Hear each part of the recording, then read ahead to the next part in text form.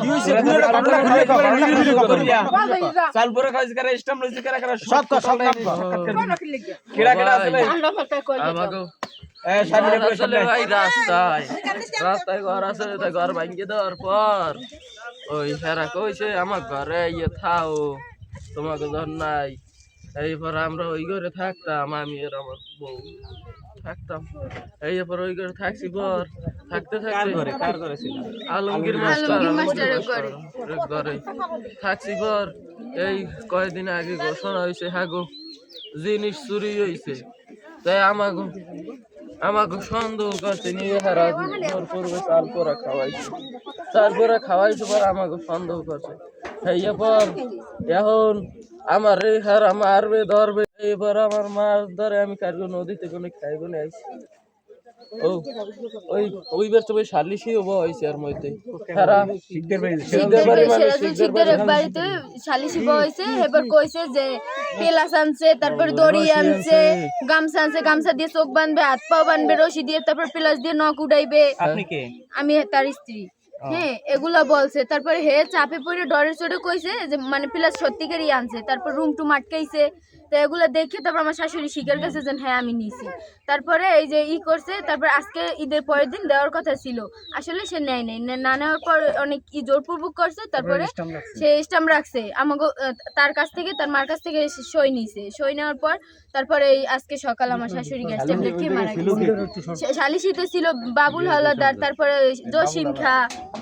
বাবুল শিকদার জসিম খা তারপরে নিউজ তারপরে হচ্ছে শামীম নিজাম তারপর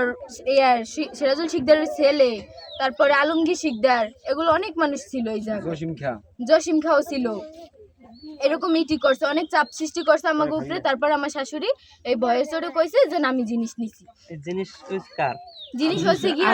আলমগীর মাস্টারের বোর ঠিক আছে তারা নিজেই জানে না জিনিস কবে আনছে বা কি করছে না করছে তারা মিথ্যা অপবাদ দিচ্ছে আমাকে উপরে যেন আমরা জিনিস নিছি আসলে আমরা জিনিস কেউ দেখিই নেই চোখে ব্যাগের লাগে হেরাই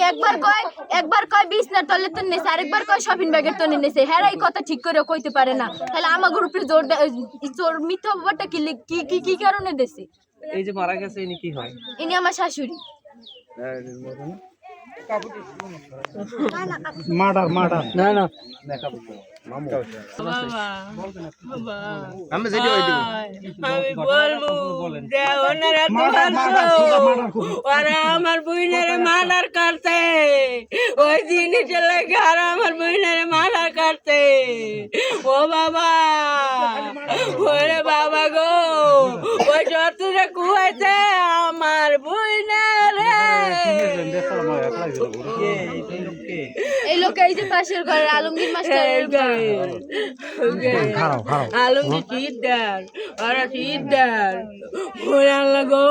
এই লোক আপনি কি হয়? আমার বোন আমার আপন বোন বাজার এই ঘটনা ঘটছে কখন? এই সকাল 6টাও তখন বাজে নাই তখন আমরা ছিলাম ওই বাড়িতে এদের বাড়িতে ছিলাম আর কি এদের বাড়িতে ছিলাম পরে আমাদের বলতিছে যে যদি হ্যাগরে যে হুমকি দিছে যে কেউ যদি হ্যাগরের আশ্রয় দেয় তাহলে হ্যাগরে শুদ্ধ মামলায় দেবে জিনিস হেরাও হ্যাগর লগে বাগে শেয়ারে আছে এগুলো কইছে তারপরে আমার মামি শাশুড়ি আর মামা কইছে যে কেরা নেছে জিনিস দেখ মানে যদি আমাকে মামলা দেয় দেও ঠিক আছে তারপরে আমরা যে আমরা মাঝের রাস্তায় ছিলাম পরে ওই এই জায়গা থেকে আসা যাওয়া করতাম আর কি।